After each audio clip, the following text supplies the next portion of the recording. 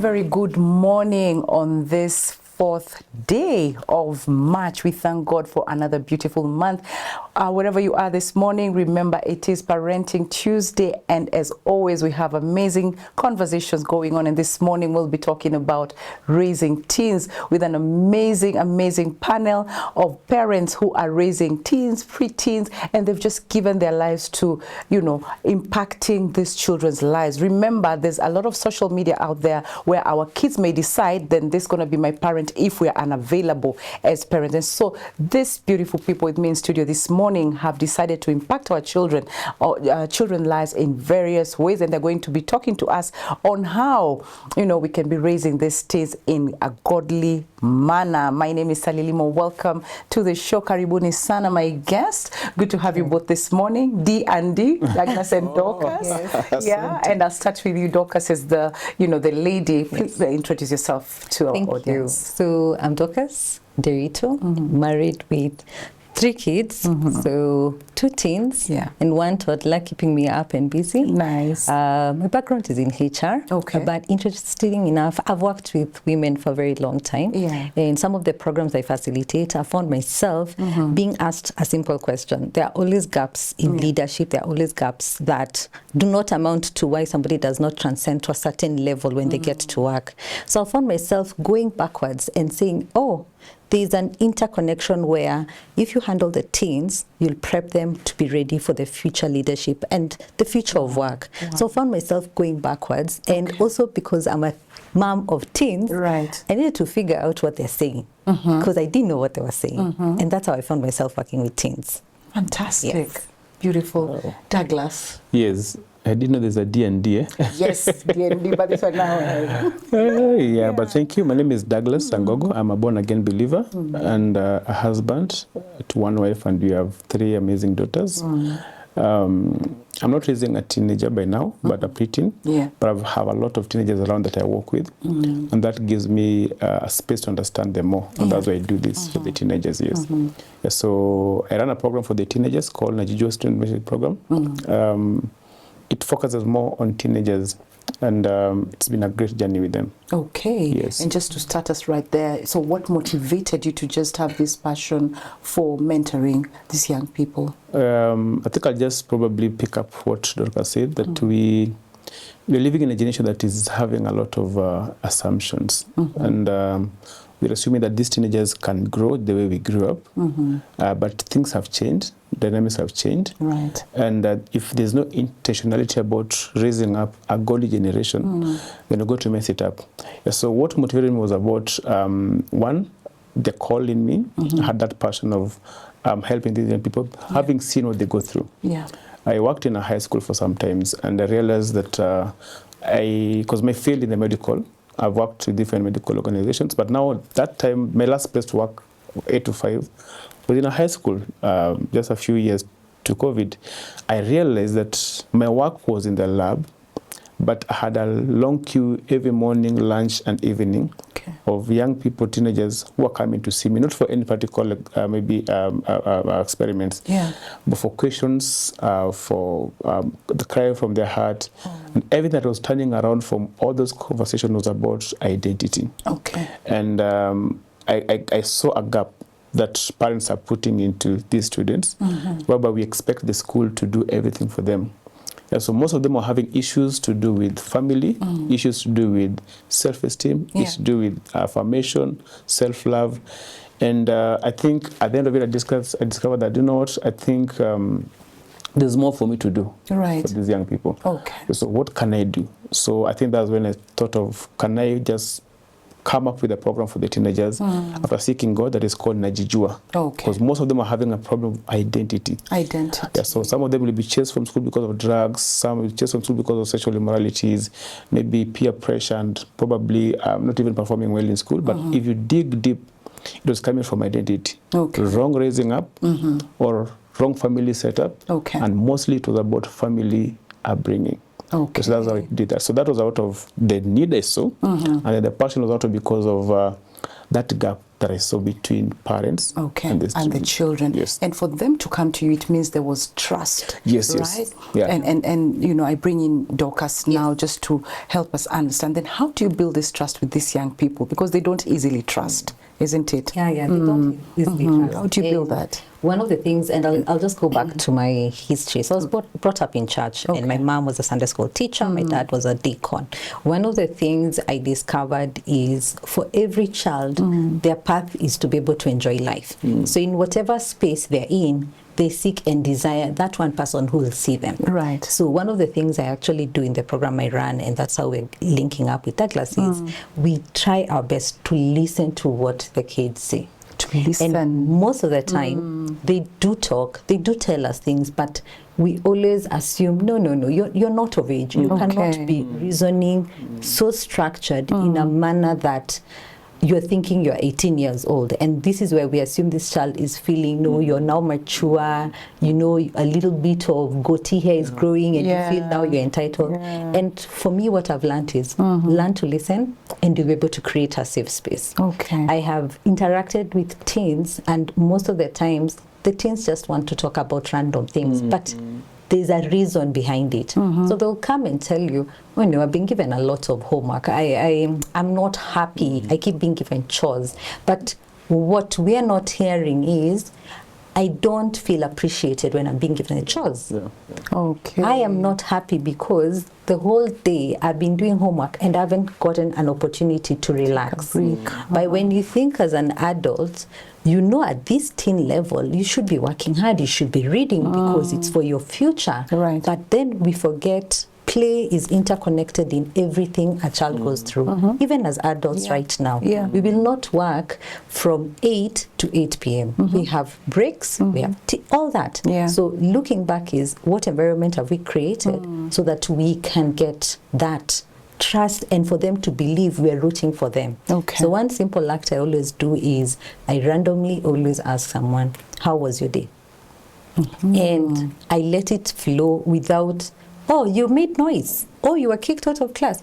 You just let it flow because if you don't, they will accumulate all this anger and that's where we get this so-called reactive teen who is being angry, grandchild, and sometimes ends up being a bully. A bully is someone who's not seen, you know. So first create an environment that allows them to draw near to you, more close, and most of the time, go to any church.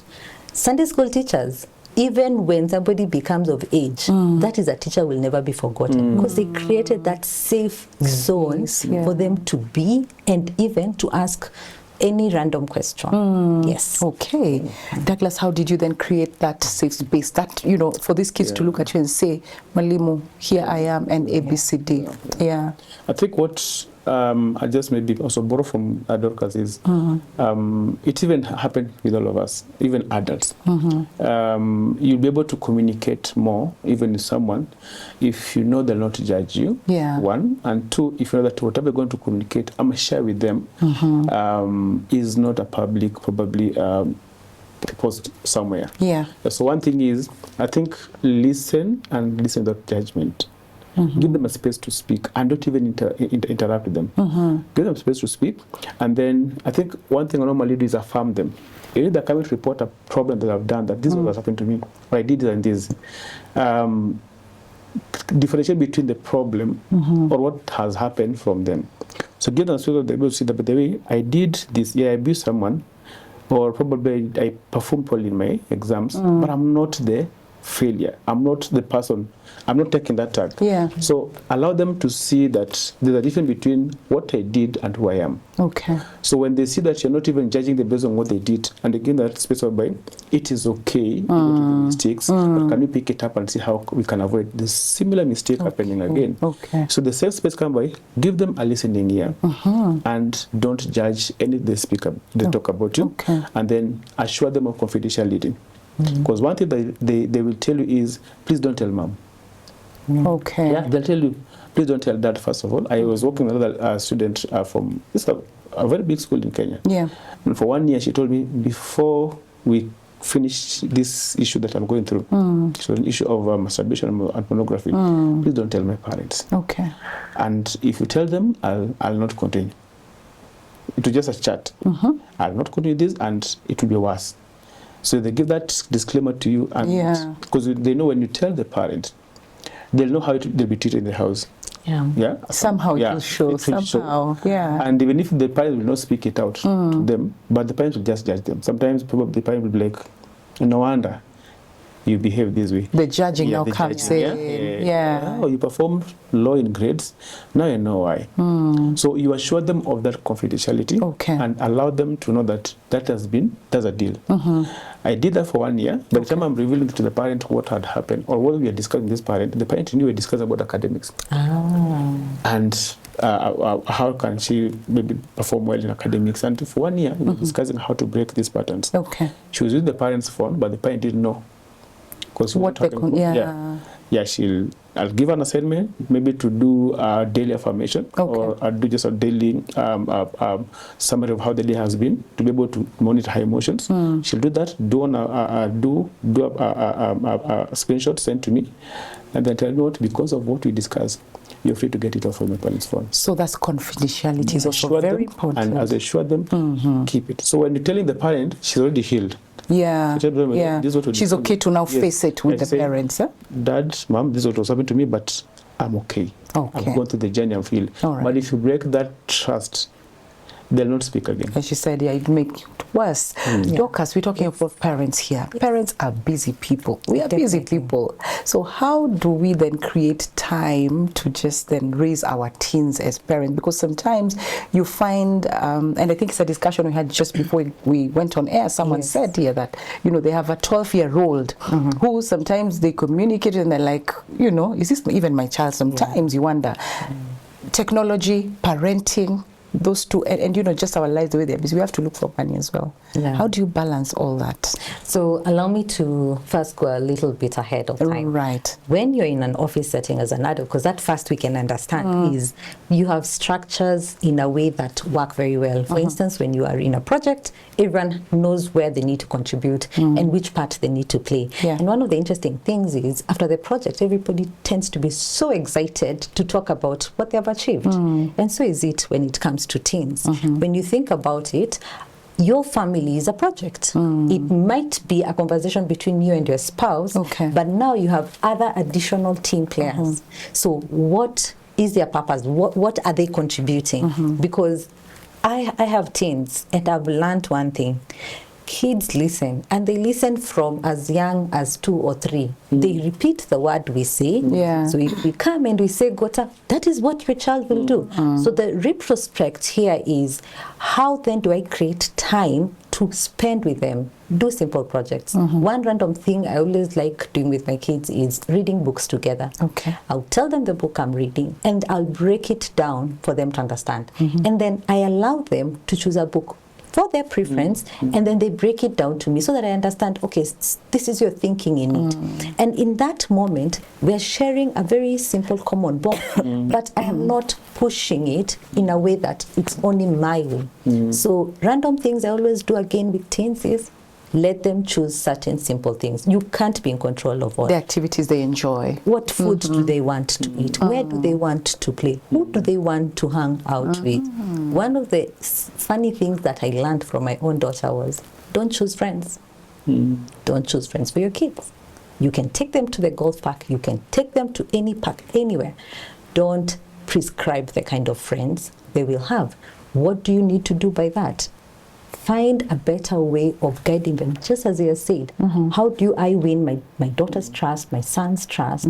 By listening to them. So reading books, doing activities, even a simple thing as choosing which place are we going to figure out in terms of a tour, a park. Those simple activities actually enhance acceptance into the team, because this is a project again. 2, I contributed, I chose a meal that everybody loved. So it means my parents actually hear me. They trust me to make that decision, because and this, I was listening to one doctor, and he was saying, us human beings are the only, I would say, quote unquote, animals that like to take care of our little ones because of gratification that will come when they will take care of us when we are old. Yeah. When you think about other animals, by the way, when you're 9, you're not even in my area. Yeah. You go fend for yourself, go in the wild, challenge whatever will be there, and stand firm. Okay. What we do is sometimes as parents in this generation we live in, we want to cocoon them, protect them so much that this child is not participating, we are not connecting, I'm protecting. And at a certain point, we need to learn, how do I let go so that they can go and say, we're going to go for a hike, and I don't say, oh no, you'll fall and break, and hurt yourself. So the activities actually bring us together. And then a simple one, learn to disconnect. Learn to keep your phone away. Learn to take walks. I think COVID for me really worked. Yeah. We walked and walked, that even now if I bring in the discussion of we're going to go for a 5-10 kilometer walk, Yeah. it won't sound so much because it's something we started creating as a way of life. Yeah. So what is that works for you? It may not be a walk, it might be cooking. Okay. I've cooked with all my 3 kids. We mess up in the kitchen and we talk, and that's when, again, a safe space is created. Okay. And I'm present, and I'm not present as a HR, because, again, that's something I had to learn. In the house, we're told, Mom, there are no policies in the house, just be my mom. And then the child opens up. Yeah, okay. Some of the feedback I've gotten is every time an activity goes well, the child actually feels more affirmed and is able to talk to their friends and say, you know what, do you know I'm the one who chooses what we do over the weekend? Yeah. And they feel in control. Okay. Yes. Okay. Wow. And these are children now who are, can we call them, the well-behaved and all that. They listen and all that. But also we have the kids who do not conform, by the way. They're going through their own issues, and not because they're bad children, but because they're going through stuff. They resist. What strategies do you use then to just bring them back to the fold? Yeah. Yeah, I think one of the mistakes we're doing as parents is we are really calling them, maybe it's because I'm a figure 18, you're not an adult. You're just calling them like, you should behave, you should act this way.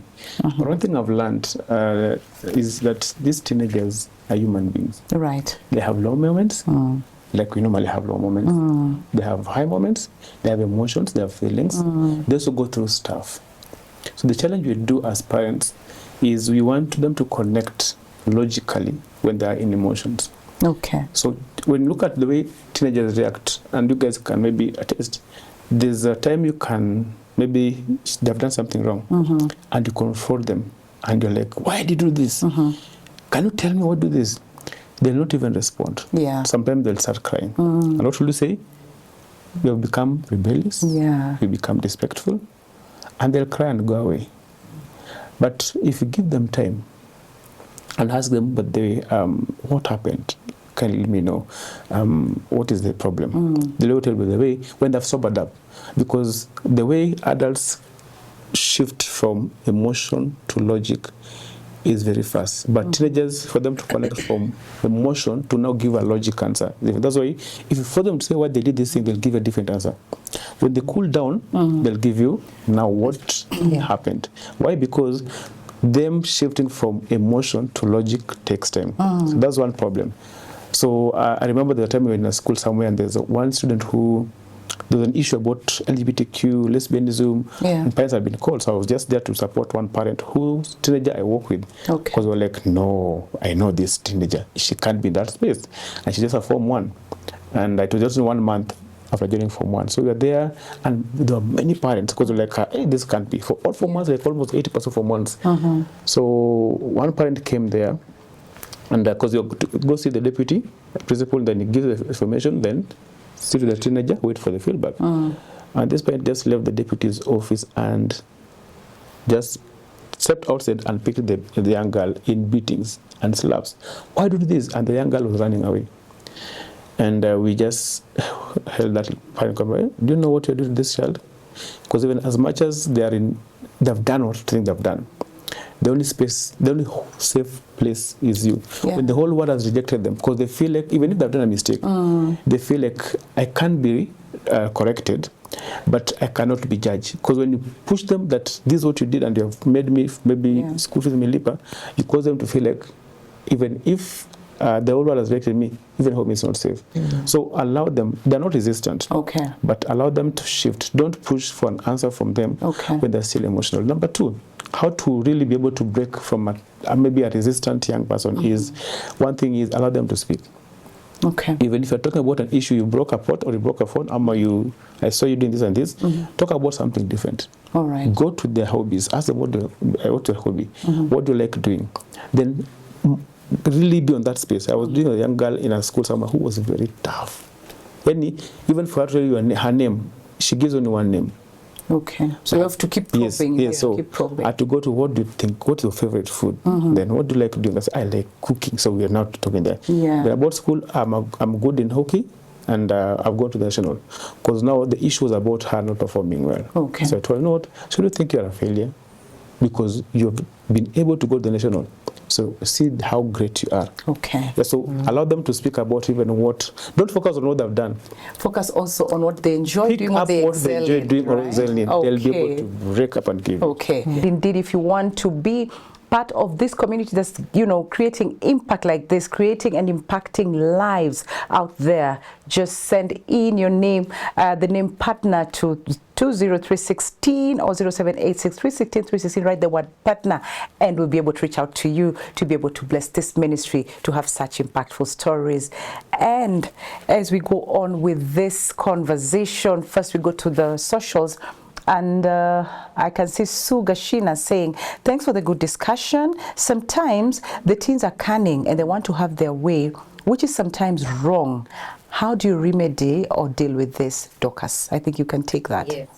So thank you for the question. One of the interesting things I'll say is, as parents, we tend to forget, how we work as kids. And I've learned one simple thing. Between the age of 9 to 16, there's a lot of change that tends to happen, which we can see and we know. However, when it comes to behavior and when it comes to affirming the right behavior as a parent, it becomes very critical. So I'll give an example of what randomly happens in a house. We always have our meal, and you'd expect in-house to be able to know it's time to clear the plates and everything, and just ensure everything is working. One of the biggest challenges we forget is that's a simple space to teach the child what needs to be done right and wrong. As a parent, I can choose to randomly tell the nanny that, you know what, come and clear, whatever, or I leave it and I expect it to happen. The child picks those behaviors. So one question I always say is, what is that cunning behavior they're trying to find themselves in? And what do you need to change? Because how you identify that behavior and where it's coming from randomly will find you, making you know which path to take. And probably just, as we get to a conversation, and I'm seeing time is running out, I may want to also bring you, Douglas, if you have anything else to add to what Dorcas has said. I think what we'll just go back to the basics. Family is the first place that we've been given the first ministry of fish. Proverbs 22:6. Train up a child in the way they should go. And when they grow up, they'll never depart from it. Psalms 112 also have the same thing. And you see, when you can't train if you don't have the skills or what you're telling them, the information. So Psalms 112 talks about that. Just a minute, I just read it. It talks about us as parents having a bigger part to play in our children. It says, praise the Lord, blessed are those who fear the Lord, who find great delight in his command. Then verse 2, their children will be mighty in the land. The generation of the upright will be blessed. So it means at the end of the day is the behaviors that are not picked from outside. They're picked from inside. So if I've been given that mandate as God's stewardship in family, then the things I have to be able to know from the beginning. Because if things are cropping up, either they're cropping up from within, I've not put mitigation measures, or I become disconnected. So I'll say this, the cunning part of it is not that these kids maybe have a lot of lies in them. but they are reading from a script. You can only be able to identify the script if you connect with them. And that's why the greatest part that we need to do as parents is to create a space whereby there's visibility. Because when there's visibility in the house, then there'll be what we call transparency. So visibility means I'm not just available. Yes. But I'm around them and I'm available for them. So I'll be able to notice anything that comes in that is not right. So transparency means if I have a glass full of water that is clear, any small particle I'll be able to see. You'll see, definitely. So if there's a cunning in, then it means there's no transparency, because I can't say my kid is always a liar.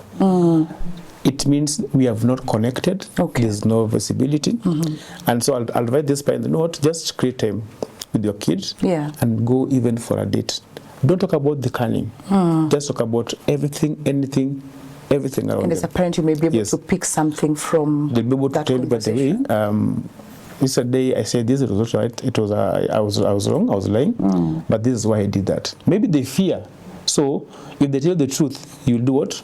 Even our reaction as parents matters, and this is right? Sometimes the challenge you have parents, that teenagers who will say, hata nikimwambia ukweli ashajaji uongo. Or probably the time they told you the truth of what happened to them. I know a teenager who is now in lesbian because she told the mom about what happened to her, and the mom said no. This is wrong. You're the one who initiated it. So the same teenager tell me if they'll come to tell the truth again, because they know even if they tell you the truth, you pick it as a lie. So what do? They'll just be saying, let me say anything, because even the truth cannot be accepted. So the first thing is, have you ever invalidated their truth? For sometimes. So it made them to run in that part by, let me speak the lies. Yeah, and I'm also thinking a lot of our, the teenagers also, when it comes to the digital space, technology, as parents, sometimes you get confused, and how do you even set boundaries just to ensure that they're in a safe space when it comes to technology, and our children are not being raised by technology, for example? Tokas. So one of the simple things I'll say is there are quite a number of ways to control your phone. One rule I always tell someone, Monday to Friday, if you're going to work and you always focus to work, can you try to reciprocate the same to the child and remind them, Monday to Friday we will not be on gadgets. But then, even when you're not there, that is where you're told it's good to have an accountability community.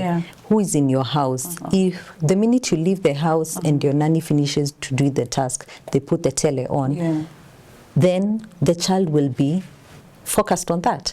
So which environment have you created? Because if your environment is always on Sunday, everyone is on gadgets, it will be like that.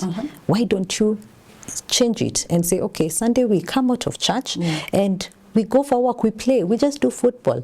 Segregation of that item that is seen important to you will make also the child separate it and see, oh, it's also not important. But if it's so important, I'll be attached to it. A simple thing is, I think sometimes we feel as parents we are overburdened and gadgets are good. Same game that is on the phone is available. If it's cards, if it's Scrabble, if it's chess, it's still the same recreation you'd have had. And funny enough, we grew up with all these things. And we turned out well. But we feel, no, we're in it's called what, the clinics or in church, and you're like, let me make the child quiet. Let me just give a phone, random. It's just 5 minutes. And as they say, the dopamine that shoots up for a child, you cannot remove it. For 7 days, you try and tell a child you will not have a phone, and they've always had it. It's World War III, But again, think about the one who's in the rural area, knows how to, run around, play with the cows, enjoys life. Oh, I'm not going to have a phone, it's still okay. Because they know they have their willpower, and funny enough, it increases their creativity. Absolutely. When you think about right now at work and what is expected of people at work, there's a lot of human interaction that you need to put into play. It starts on how you are brought up and how it will transcend in terms of your creativity at work. So gadgets are there for a reason, but they should not be the ones that satisfy the child, because then you will not have a control on it over time. Just to add on it. Yeah, sure. Because on gadgets, I love they bring it, let's not condemn the gadgets. but let's be able to, you see, this gadget didn't come to really ruin our life. They made life very easy. But the challenge you have, and this is what I normally say, we're afraid even to guard what we own. You see, this teenager didn't go to buy the gadget. You bought it for her or for him, so it belongs to you. But we have parents who don't even have a say on the gadget. And look at the story of the prodigal son. He left after asking. The dad didn't tell him that these things belong to you. And the teenager will say, by the way, what are you going to buy for me at the end of my KCSE? I pass exams, I buy for you an iPhone. Now, we are quick to release, but not quick to account. So we are able to give because the prodigal son was given his right. But the timing was wrong. So if parents are listening to us and you have teenagers to give phones and you give their gadgets, how open are you to discuss on what is they're doing on social media? Pastor Bernard Waru is a friend of mine. I think he's been here sometimes. He has a daughter who finished Form 4. The daughter, when the daughter goes to school, the phone is not locked. We have parents, when the kids go to school, the phones are put off. So what are they hiding? So Pastor Waru normally say that my daughter's phone is my phone. In fact, the line inside there is the line that I used to do what for most of my not communication but payments. So that phone is open, and any chat that comes on WhatsApp or on TikTok, we read with my daughter. So if it's a dirty chat, I ask her, hey, by the way, look at this, how is this funny? How does this make you feel? So we're not open to discuss even what they have. We are ready to say, by the way, don't do this, don't do this. So he says, when you go to school with my daughter driving, we discuss everything, and then she hands over the phone to me with it is open. So that transparency creates a space where there's no scrutiny. So if there's a parent who is here and you're giving a teenager a gadget, that gadget is supposed to belong to both of you. Be accountable. Can even borrow the phone? Can I use my phone? Let that phone be. Let the child know that this phone is just a tool for me to use for exam, for my communication. But there's my line, the mom's line in, and this line has an M-Pesa that my mom has to confirm some payments. So be open and then create a space where you don't condemn what they're doing. Be in their space. So let me see this TikTok. This is awesome. So let's discuss. So when we watch this video for 3 minutes. Let's see what it adds to your life. Have you been able to grow in your character by watching this video? Are you able to grow in terms of your spirituality? Then they'll be able to analyze as I think if I watch it more, I become so negative, or I become rebellious, or I become so immoral. So have a conversation. Don't deny them, and then own that phone. Don't leave it to them. On the phone, even as a parent. Fantastic. Dorcas, as parents, sometimes you find that there are parents who have children who are quite expressive when it comes to arts, music, and all that. Our teens. But there are parents who are like, concentrate on your studies and forget about all these things. What advice do you have for such parents? So one of the things I always try and encourage someone, as I say, between 9 and 12, a lot of things happen. This is where the formation of what somebody will be in future actually comes out. Somebody can be good in art, in music, but you can guide them in a way that it will be seen it's for the greater good. If it's music, are they in a church setting? Funny enough, most of the secular singers started where? They started in church. You know, and they were the best singer. They were guided, they were given the audience, they were amplified by churches in a way that should not go back on it. So where is this child getting their attention? Because if you're shutting them down, someone else is opening the door for them. So you'd rather be the cheerleader in the house than the one who's saying, no, you're not even going to be good at it. And also with CBC in it, you think about it, there's a lot of encouragement of arts. So are they even involved in Kenya Music Festivals? Because that is a place where it is controlled. They will be guided, they will be nurtured in a right manner. And right now, we have a lot of coaches who are using the Christianity background to coach these talents. So there are opportunities that are there. And one funny thing that I use on adults, I remind them, what was the one activity that your mom used to tell you to stop doing? Because if you try to connect that to what you're doing as an adult, there's an interconnection. There is an interconnection. So what is that you're trying to stop your child? Harnessing it down completely, yet in a few years they will go back to it, or they'll have to journey around so many things and then go back to it.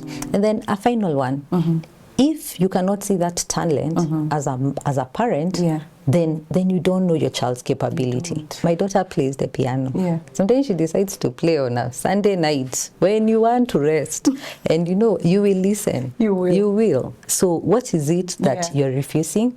And it might be a gateway to your family. Right. So embrace it, but nurture it in the right manner. Yes. Douglas, I'm sure there are parents who are watching and they're like, I mean, I'm the parent, so I don't even think I need a mentor, someone. Do you think there's an importance of a child having a mentor, these teens that we're raising? The now generation, they need more because if you're in town, at any bus station during the rush hour, everyone is calling for clients. Beba, beba, beba. Every matatu is looking for who is getting into that matatu. And you're living in the same generation whereby every voice is calling out for your teenager. Wow. There's a voice that is calling them for masturbation. Wow. There's a voice that's calling them for sexuality, calling them out for pornography, drugs, and every voice is out calling. But there's always one voice that is calling them for the good thing. That's the voice of a mentor. We are living in a very busy society. It's not easy to really replicate. You see, most of us were raised up, were left to grow during our days. And your parents were just checking, how was school? Awesome. Okay. Nothing matters to them. But now you must raise them up, because if you don't raise them up, someone else will do it. And they may not do it the right way. So I'll say these parents will listen to us. There's a need for your child or your teenager to work with someone. Why? Because sometimes they feel safe to share with an outsider than share to the family. Why? Because they feel they're letting you down. Maybe it's a mistake they did, or judge them. But they'll be able to open up someone who will be anonymously, treat them also anonymously, but create the best out of them. So parents, don't do it on your own, but don't leave it to the church also. Of course, we need to train them as parents, because church begins at home. But now when you do it right, we enforce what you've done. Dorcas, you may find some children sometimes, the teens actually, because of the state they are in, you know, the changes in their bodies and stuff, even self-esteem sometimes goes down, or even those things of comparing themselves to others. How do you handle such a situation as a parent? Like, so-and-so, can so-and-so have this and that, and we don't. How do you handle such a situation? One of the things, because I've found myself having a talk with teens about this, call it out when it needs to be called out, but call it out in a right manner. When you're talking about body shaming, most of the time, handling it with the one who has gone through it is very, very hard, because at this point, you're trying to encourage them, you know, you're better, be yourself, you're great, you're beautiful, but in reality, this child also wants to fit in with her teen friends. So one of the things I've seen it work is bring those who have shamed her and have a conversation on, do you feel this is right? The words you have used, what do you think those words have made this person feel? Break it down in a way first the teens understand this is wrong and how they can harness a relationship that is workable. We don't have to be best of friends, but we have to show love and respect for each other, because we're human beings. So one of the simple rules I've always tried to do is look at the environment your child is in. What is pushing that narrative of body shaming? Is it that, again, going back to the mentor, are we, our kids looking at a particular person as an image or an ideal person, and therefore picking those words and saying, you know what, Dorcas, you do not fit that. You're a little bit chubby or you're too dark. So going back to that brings the true natural love of someone, so that I embrace who I am, and then now I look back and say, okay, even you, Sally, you're a human being. I should love you as you're made. And going back to Genesis, we're all created in God's image. So how is it that my image is very different? And just toning it down first. I love that, and I think Douglas agrees with you as well. We want to add something, even as we get to the end, we're getting to wrap up the show. Just add to what you need to say, and also speak to the teenagers directly. I think if you see the things that we cannot allow social media to do. Sorry. So if you don't affirm a teenager, someone else will do it. If you don't give them likes, they'll get likes on the social media. by doing whatever they can. So if that body shaming or self-image is not supposed to be found by outsiders, it's supposed to be found by the parent first of all before it goes to the mentors. I normally ask parents, do you even surprise your teenagers with just a note? They're coming from holiday, for holiday at home. You know that you're going to pick them in school. They have a room. Can you even just do a note? Because you've seen maybe she's struggling, maybe self-acceptance. Just go do sticky notes. Do very nice words. Tell her, welcome home. Because we do these things when they get born. I remember my second born, like Izaliwa, we come from the hospital, we have a lot of stickers in the house. Welcome home. Thank you, baby girl. Why are you not doing them right now? Because you're assuming they're okay. So for you to be able to overcome body shaming, do it from home. Don't tell that no wonder siku hizi tangu azikufit. Nguo ikutoshangi siku hizi kwa nini? That one has put them off. But I think we need to buy more clothes. I think I need to buy another clothes for you, a good one. And do you know what? You look good in that cloth. I love your hair. I love your shoe. I know you didn't perform well in class, but you know what? You're so beautiful, my girl. You're so handsome. So let's do it from home. Number two, for any teenager, I'll say that don't despise your parents. Whether you like it or not, home is the safest place you can ever be. You can be received outside there by everyone, by teenager peers, received by the world, get likes on social media, on TikTok, but at the end of the day, where you belong is home. So accept that your parents, whether they are not learned or learned, they look so old or not old, but do you know what? They have gone through a lot for you. I don't know, say some parents, mostly for the mothers, maybe this mother never even ate nyama for the whole year. Why? If she eats meat, she vomits. So the things that parents have gone through, that if you're not in their shoes, you won't understand. True. So love your parents above everything else. Write a note at home and tell mom, I love you. Dad, I love you. It makes a difference too. Also, we have to be told the same things. Right. And I love how we're ending it this morning when you say it's a two-way traffic. We appreciate our children and they should also love and appreciate us. Because again, as you said, also an important bit is home is the safest space to be in. And charity again begins at home. Thank you so much, lady and gentlemen. I really appreciate it. And I know you're both shocked like time. Where did time go to? Just like we look at our kids and are like, where did time go to, isn't it? Unfortunately, we have to come to the end of this beautiful show. But, you never know. We may have a part 2 of this because it's quite a conversation that we need to actually have again. So asanteni sana for coming. And maybe by God's grace, we'll be able to have you back again in a week or two. To be an honor. Which is an honor. It will be. Asante sana. And I'm seeing actually there's someone still also making a comment here and they're saying, Titika and the panelists, good morning. Thank you so much. I have learned a lot and may God guide you through be blessed. And you see people are learning. And thank you so much, my dear viewer and listener, wherever you are. I believe you're also part of these people who've been learning and just appreciating this kind of content and the lessons we've learned this morning about raising our teenagers. Remember to make this possible. It has been through your help and support by being a partner with Family Media. And so if you want to be part of this family team, just send in the word partner to 20316 on SMS and WhatsApp line 0786316316 is our number where you can send the word partner and our team will reach out to you. May God bless you and keep you. See you again tomorrow when we do Matters Finances. And it's all about the challenges, the people living in the diaspora are facing as they try to invest back home. It's going to be a very, very interesting conversation, which you don't want to miss. Either whether you're in the diaspora or not, you want to listen to this one. God bless you and keep you, and may He shine His face upon you. See you again tomorrow by God's grace. Bye.